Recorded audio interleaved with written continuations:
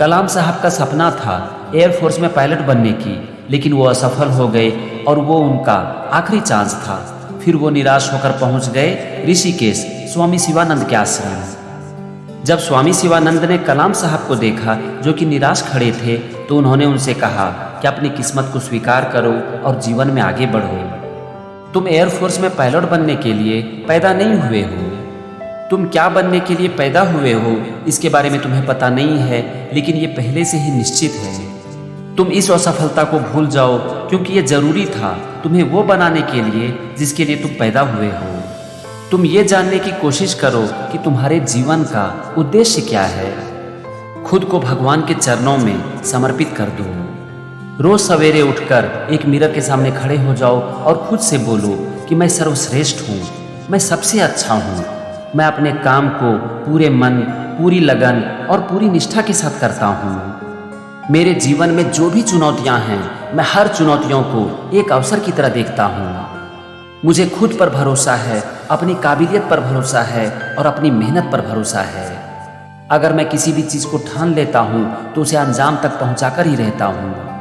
आज मैं अपने सच्चे दिल से खुद को और हर उस इंसान को माफ़ करता हूँ जिन्होंने कि जाने अनजाने में मेरे साथ कुछ गलत किया है। अगर आप बहुत ज़्यादा भूलते हो, किसी भी चीज़ को कहीं पर भी रखकर भूल जाते हो, तो एक बार ये काम करो।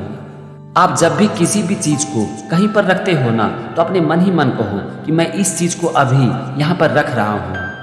आप देखोगे कि आप उस चीज़ को कभी भी भूल नहीं पाओगे और ये आपके ध्यान और मेमोरी पावर दोनों को बढ़ाएगी। कलाम साहब कहते हैं कि बारिश के दौरान जब सारे पक्षी आश्रय की तलाश करते हैं, तो उस समय बाज खुद को पानी से बचाने के लिए बादलों से ऊपर निकल जाता है। समस्याएं एक ही समान है, लेकिन नज़रिया, रवैया फर्क पैदा कर देता है। दोस्तों, आपके जीवन की समस्याएं कितनी बड़ी होगी, ये इस बात पर निर्भर करेगा कि आप समस्याओं को किस तरह से देखते हो। समस्याएं ना तो बड़ी होती है और ना ही छोटी, सिर्फ और सिर्फ आपका देखने का नज़रिया फर्क पैदा करता है।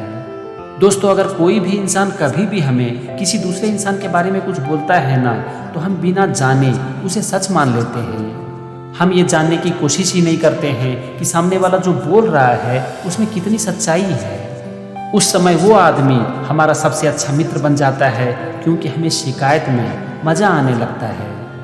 हम उसके बारे में सुनते हैं और उसे सच भी मान लेते हैं, लेकिन ज़रा सोचो कि क्या इससे वो इंसान बदल जाता है? इससे वो इंसान नहीं बदलता, इससे सिर्फ और सिर्फ हमारा मन और हमारी सोच दूषित होती है।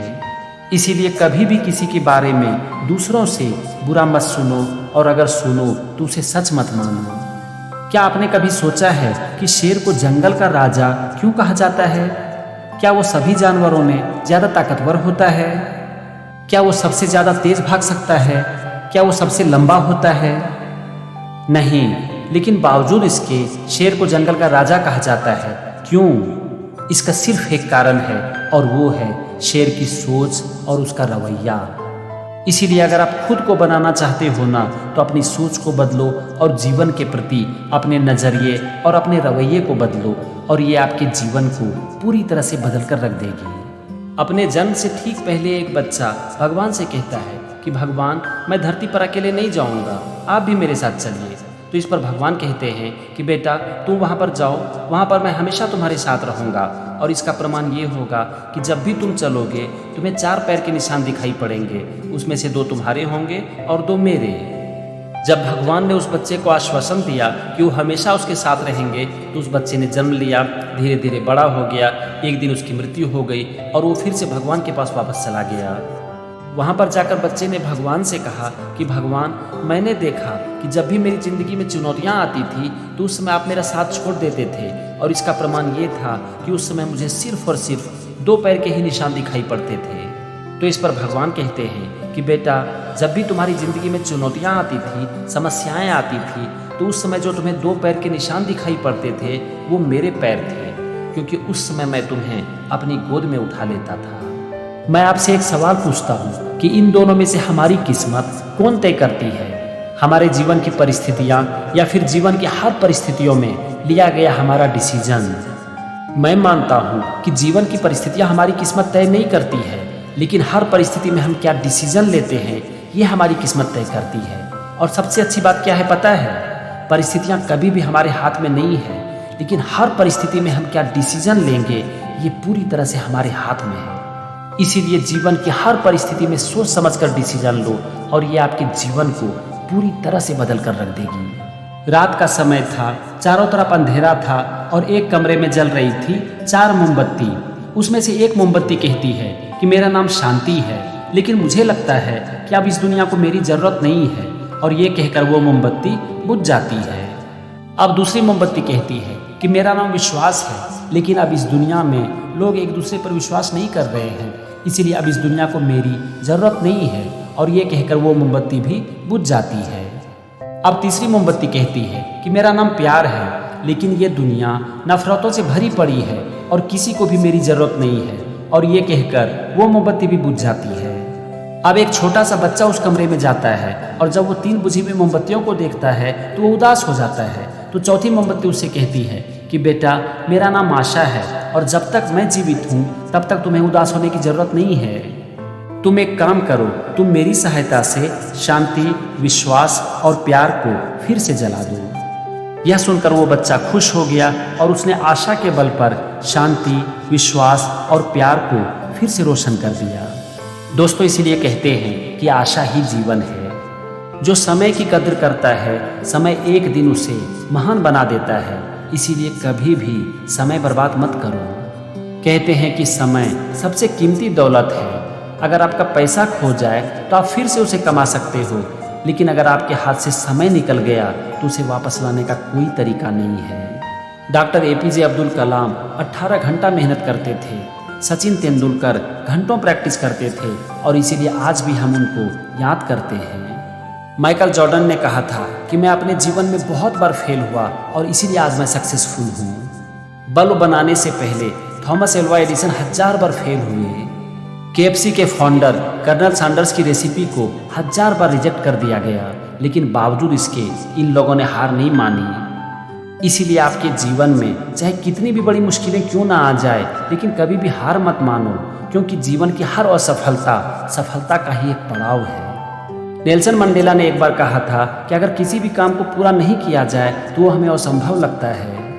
राइट ब्रदर्स को सबने पागल कहा, लेकिन उन्होंने हवाई जहाज उड़ा दिया। उसेन बोल्ट को कमजोर कहा गया, लेकिन उन्होंने दुनिया की सबसे तेज दौड़ लगाई। ये सारे उदाहरण हमें क्या सिखाती है? ये हमें यही सिखाती है कि खुद पर विश्वास रखो, क्योंकि जो लोग खुद के ऊपर भरोसा रखते हैं, एक दिन सफलता भी उसके सामने अपना शीश झुका देती है।